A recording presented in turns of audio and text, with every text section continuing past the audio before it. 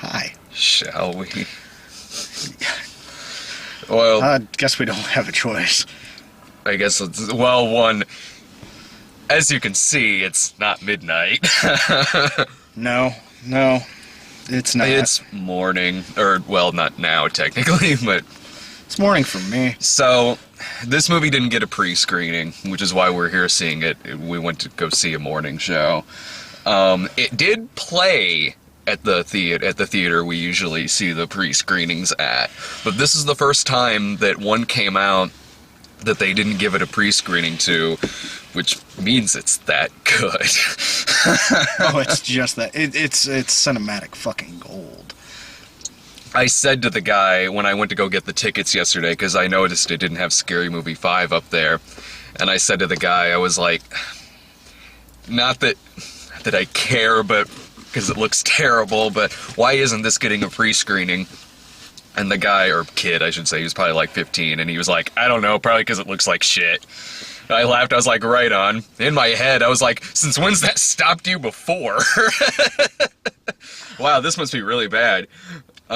So compared to, if there were two other notable movies that came out, like last night, I would have been like, fuck it. But it was like 42 and this were the only thing. So I'm like, alright, well, let's just fucking go see Scary Movie 5 in the morning. Between this and Haunted House, because you were at Haunted House.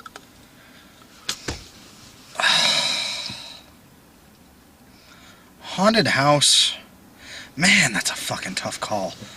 Because Haunted House wasn't as, and I hate to use this word, entertaining, because it was a lot slower. You mean that there was more stuff going on in this one? Yeah. Yeah.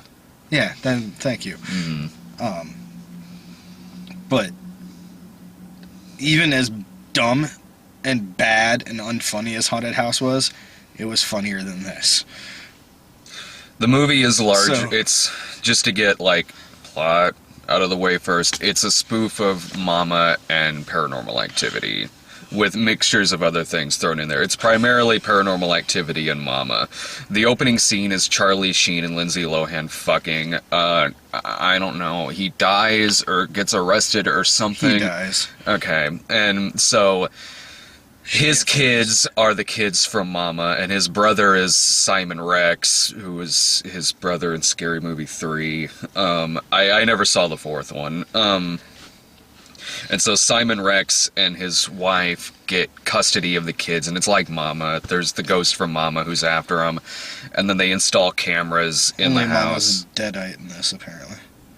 Oh, yeah, they had to get the Evil Dead. That's something, because, like, when it's spoofing Evil Dead in this, it's obvious that they saw the movie, because they're spoofing very specific things from Evil Dead, their remake. Yeah. That aren't just simply in the trailer, which means that they were still writing and shooting this movie up until at least probably less than a month ago. Like, I know that Evil Dead came out last week, but reviews of Evil Dead popped up a month or so ago. Yeah, I mean, it's started screening, like, a while ago. Or they got their hands on a pre-screener or something like that. I just... And I'm thinking in my head, specific reasons why this doesn't work, and something like Airplane does. Zucker didn't direct this movie, but he wrote it, along with Pat Proft, who's written other spoof movies too. Some good, a lot bad. A lot bad. And it comes to... Fuck. The Reservoir Dogs are walking that way. They're about to get hit by a semi. Our fucking lives are spoof... Goddamn fucking focus. Alright, the Reservoir Dogs are over there.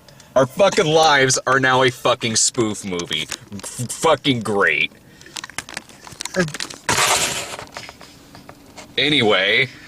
I'm trying to think... Hey, Mr. Blonde! Dave, they're probably armed. They're going to rob the H&R Block. That works out. I think there's a warehouse down over there. Right we should on. probably call the cops. I think I know where their hideout's at. What do you mean Marvin Nash hasn't reported in hours?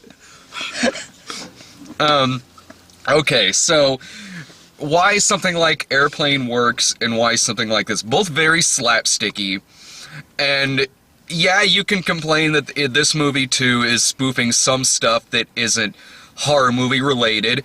Like Airplane spoofed Saturday Night Fever when that wasn't airport related, but that can be chalked up to Airplane did that well and this one didn't. Here's what I've come down to, and this is why movies like Airplane work, and movies like The Naked Gun, and some of the spoof movies of that time, Kentucky Fried Movie.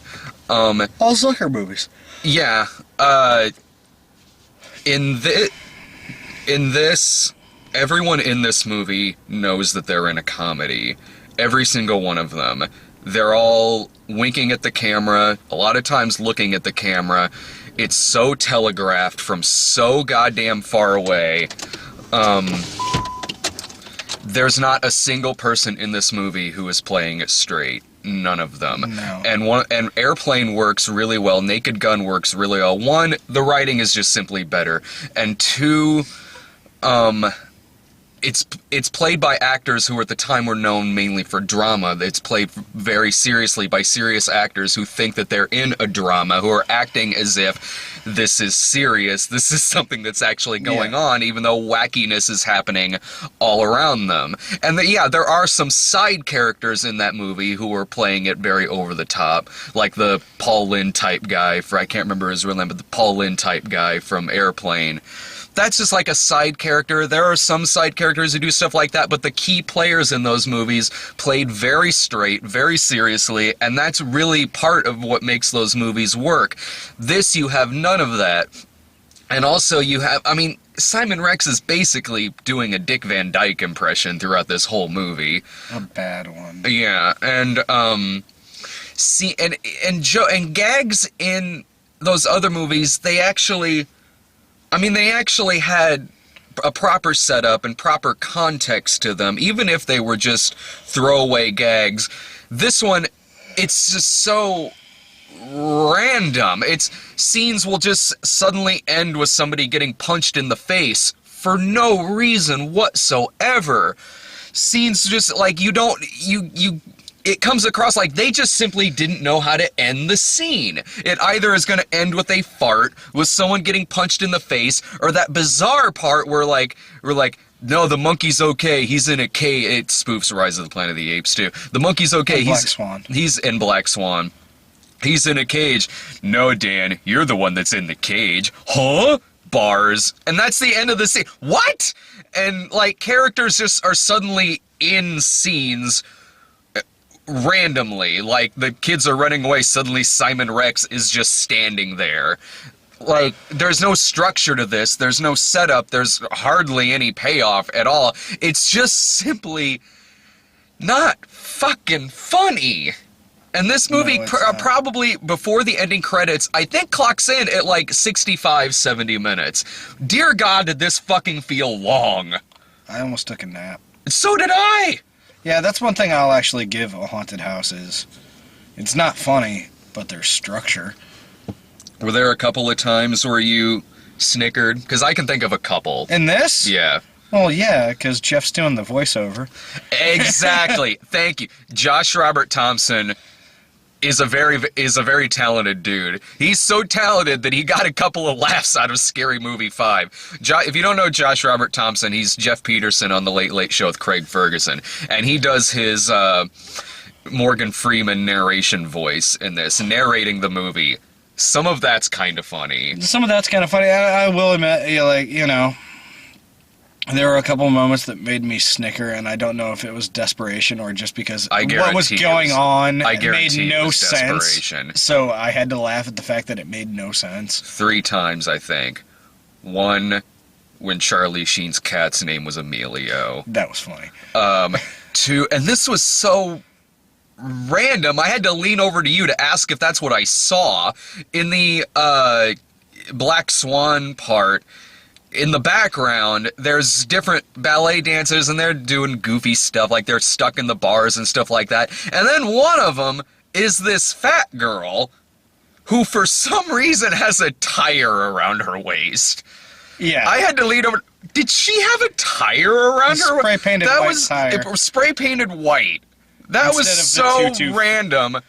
I was kind of, and I know that was just desperation at that point. I was like, okay.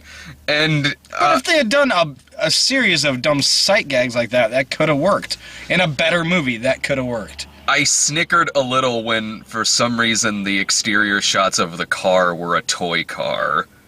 At first. Here's the thing.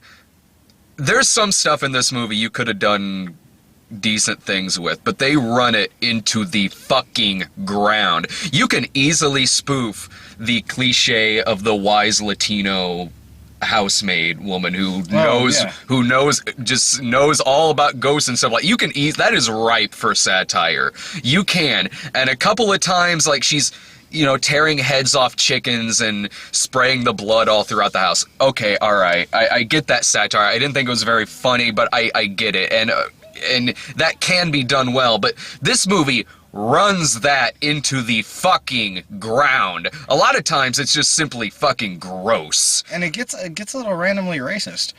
Well, with her sleeping with her vacuum cleaner. Well, yeah, but I mean, like, a little, but I mean, that still could have been kind of funny. It wasn't, but anyway, like, it runs that shit into the ground. It shows her with that vacuum cleaner several fucking times. Oh, yeah. And like, you could make a decent joke out of, okay, the Evil Dead thing. They say the words, they turn into the Deadites. Then they say another word, which turns them back to normal, and then they're all normal again, but they're confused as to why they have limbs missing and her tongue is split and stuff like that. That's okay. That's an interesting setup. That you could do. You could kind of do something like that. But they did it poorly. They did it. Not only did they do it poorly, they did it 3 or 4 fucking times. 3 or 4 times without, you know, with the same payoff. With the same payoff, actually using the same little cutscenes of them hurting themselves. Yeah. Where it's like, hey, a second ago that dude had no limbs and now he's got 3. Yeah. Like, okay, you know, I don't expect much from this, but.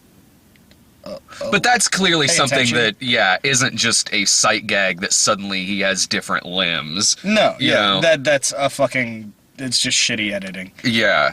Man, the editing was shitty in this. Oh, and there's some really bad ADR. Parker-style ADR, man. They don't have Nick Nolte to blame in this. They don't. Drunk Nick Nolte, I'll take that any day. The ADR in this is so bad that, like, they literally made the screen out of focus during the ADR. Oh, they did shit. But it was still obvious it was bad ADR. I'm sorry, you can't spoof something like Evil Dead, Black Swan, really hard R stuff in a PG-13 spoof, because there's several times where they're blatantly cutting away just so it can get the PG-13. There are scenes where they bleep vulgarities.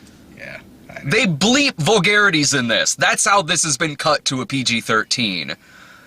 It was really goddamn awful. It was just. I mean, the shittiest part about this whole fucking movie is that it's like 2:00 in the afternoon now, and I still have to go to work, and I still got most of my day ahead of me, and now all I want to do is open a fucking vein. I'm done. like if I didn't, you know, it's probably a good thing I have to go to work, because I'd probably just go home and drink and cry. You left the theater. I had to use the restroom. Dave leaves out. I can hear him on the other side of the theater of the lobby, going like, I'm gonna go outside and softly fucking cry. Wouldn't that be something if that, like, literally happened? Like, we got to a theater, and there was some guy outside just weeping to himself because it's so bad. Very quietly. And this is, to me, is in terms of, like, a spoof. In a spoof movie. Sketches on TV are one thing.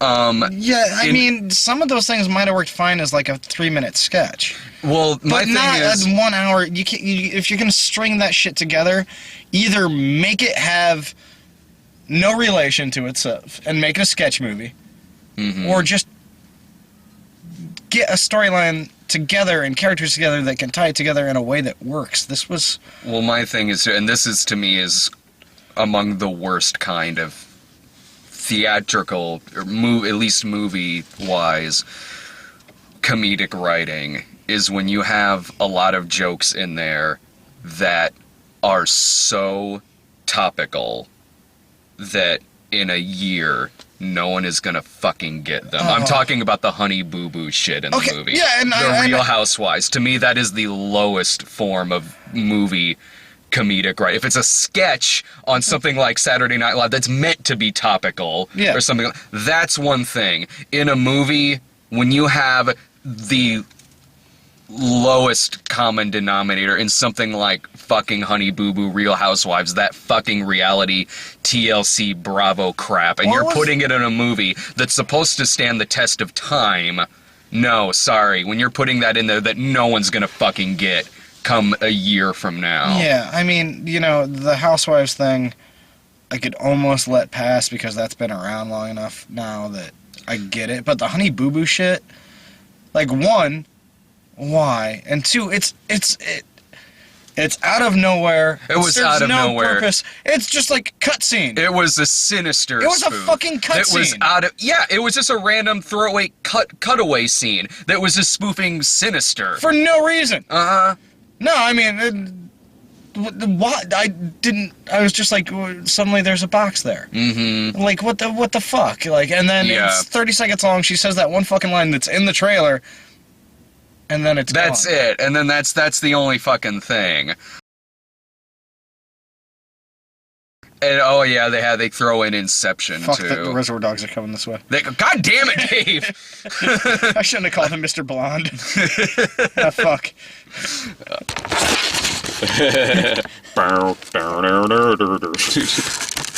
Son of a bitch. Get Josh Robert Thompson in here to do Stephen Wright's voice. That's, I don't know, they got a really good look-alike for Leonardo DiCaprio, I'll give him that. Yeah, I've seen that dude in other stuff before, I think. Like, he seemed familiar. But yeah, I mean, okay, sure. Why not? But... Nothing the paid off in the scenes that are in the trailer aren't even in the movie in that part. Oh yeah, the ass that, like, that goes in your ass, by the way. Yeah, that wasn't even in the... thing. Well, I mean, that's been done to death a million fucking times. Well, they do it in this too. It wasn't that part, but it was the girl with her. She's fucking popsicle, yeah. Yeah, that goes in the other way. Fucking Christ. And just, you know, shit that makes no sense. Like, the movie supposedly takes place over like 6 days, but the one child ages like 2 years. And they don't, like, suddenly it's an infant, and then it's like a 2-year-old. Oh yeah. What the fuck was that? Yeah, now that I think about it, yeah, I didn't notice that at first. You can't keep using the same fucking baby dummy. I mean, just oh, and that was part of what was okay. Yeah, she's holding a baby dummy. All right, I know where this is fucking going. Whoops! Hits the head on the side of the door, and catches the baby's head on fire. And it's just when did Molly Shannon turn into Hume Cronin, by the way? I don't know. Did you catch that too? Yeah, I hate to say it, but she was probably one of the highlights of the fucking movie. She didn't do anything. She was just kind of drunk and angry. She had maybe 2 or 3 lines. There's some people in this that I would like to see in something that's a lot better than this. For instance, like, Simon Rex to me seems like somebody that if you actually give him a decent enough script, can maybe do something with that, because he's very physical. He's very physical. He seems like he's the kind of guy who could be charming. Yeah. If he's not doing just crap. Or like that porn that he was in.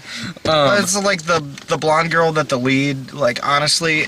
She didn't seem like a bad actress. It's just she'd do fine on like a sitcom or some shit. She's probably on a fucking She's probably, yeah. But she would be a fine sitcom. I mean, I wouldn't put her in a fucking drama or anything like that. At this point, they've run out of movies to spoof. They spoofed books.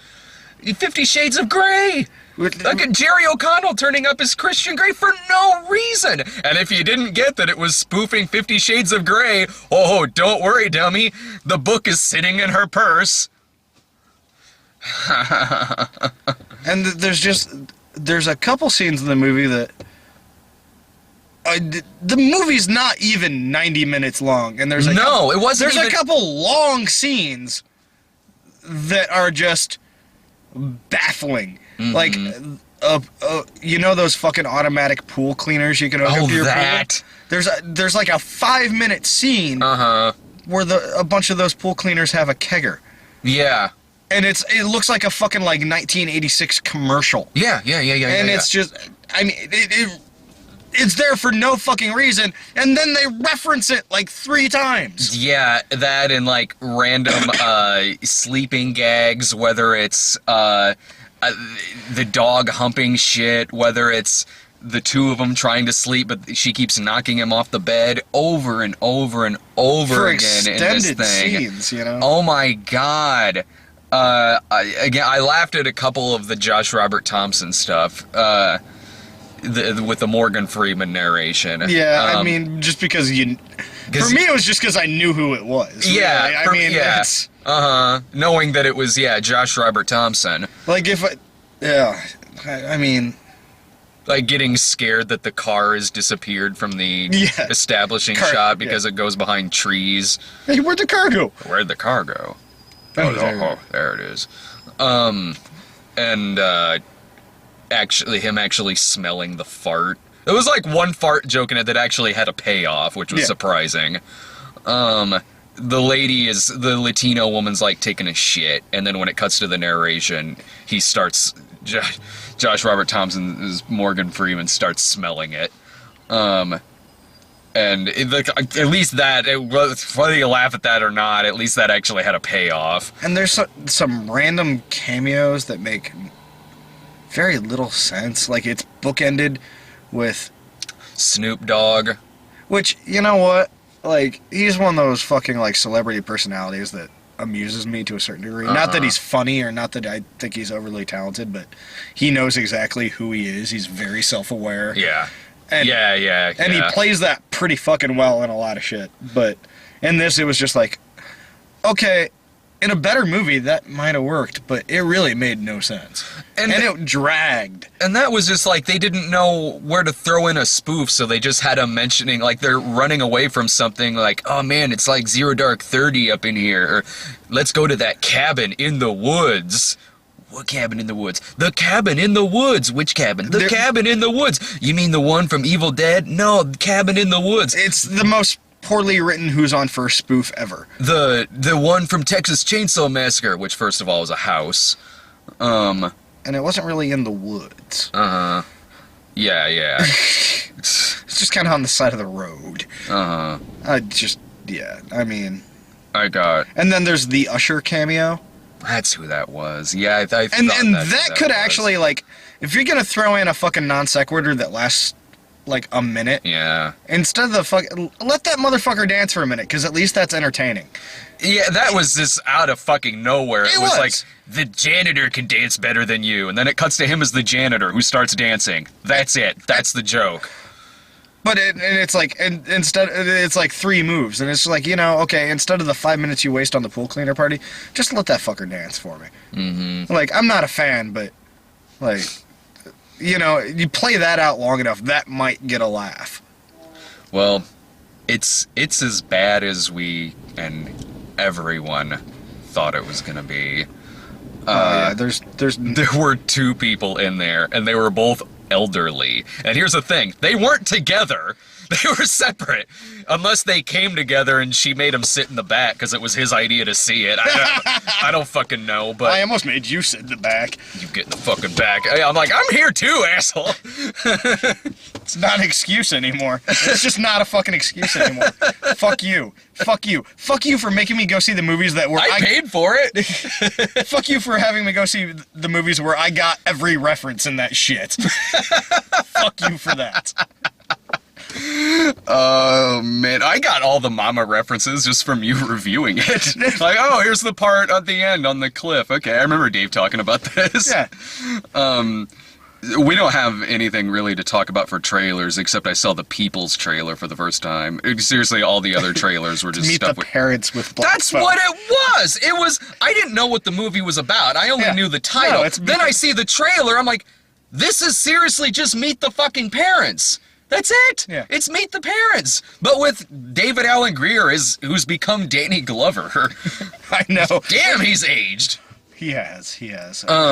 Did we get any? No. No, it was all stuff. It was all stuff we've talked about before. Even the stuff that looks good, it's all stuff we've talked about before. Yeah, we got Peoples, and I don't know. Maybe it'll have some fun. I like Craig Robinson. I do too. I like David Alan Grier. But you know what? It's still Tyler Perry presents Peoples. Just Peoples. Yeah. Maybe Josh Robert Thompson will narrate it, and it'll at least have that. Well, it went from We the Peoples, which. How much you want to bet there was a point where it was called Meet the Peoples? Oh, probably. It probably went from Meet the Peoples to We the Peoples to just Peoples. Which sounds like a shitty 80s breakfast cereal. Well, they might as well have shown the fucking trailer for that, because there was, for some reason, a Medea reference in this. Just for some reason, Medea's, like, in the audience at the Black Swan thing. No reason, just Medea's there and says her shit, like, oh, nerd! That's it. Had Medea in it. Why wasn't Brian here? Actually, Brian was, relieved when I said, because had the movie been a midnight screening, it would have been Dave and Brian, and me and Irving were at 42. Boy, I think Brian probably considered that the best text he'd ever gotten. Meanwhile, I send Dave the text, hey, it turns out there's not a Scary Movie 5 midnight screening. Dave texts back, oh, thank fucking Christ. Followed by my text, would you mind seeing it with me tomorrow morning? At 10:40 a.m. We didn't do 10:40. We wouldn't have done. I could have done 10:40. I mean, I still would have had to have woken up early enough for it. If I had to see this on 6 hours of sleep, someone would have died. Nah, I could have done it earlier like that. I mean, we saw it like an hour later. I could have done that just to get it over with, honestly, just to seriously get it over with. But whatever. We got an extra hour of sleep, so I stopped by the gas station, got coffee and a donut. All right, let's go to this shit. This reminds me of when Jake and I had to go to some shit in the morning, like Diary of a Wimpy Kid and Ice Age 4, both of which bad. Yeah, better than this. Whatever. The last movie I had to see in the morning was with you guys. Was fucking Oogie Loves. Oogie Loves. Between this and Oogie Loves, I'd rather watch Oogie Loves.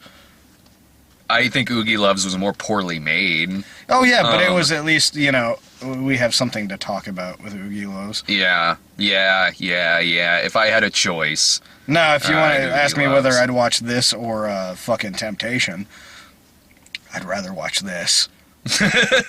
On a loop for eternity. Then watch Temptation again. Between the shit. I'm gonna tie you to a chair and make you watch that fucking movie. I'd rather watch this again than The Host.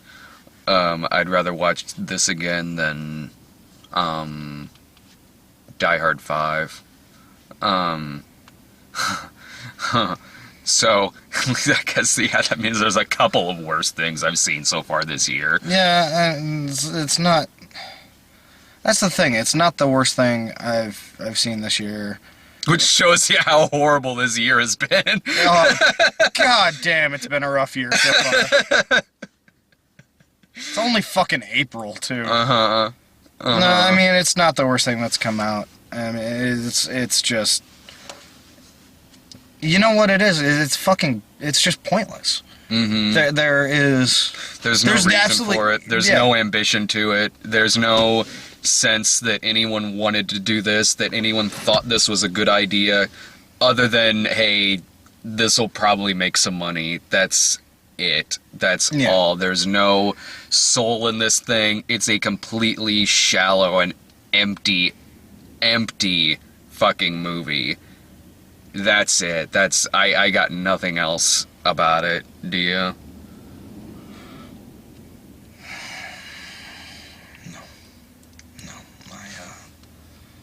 never wanted a beer this time of day so badly. Oh yeah, the Pabst Blue Ribbon product placement too. That tells you the quality of this movie. Yeah. All right. Well, it's a fine American product. Just like the Scary Movie series. Yes. Both fine American products. Oh, man. See ya.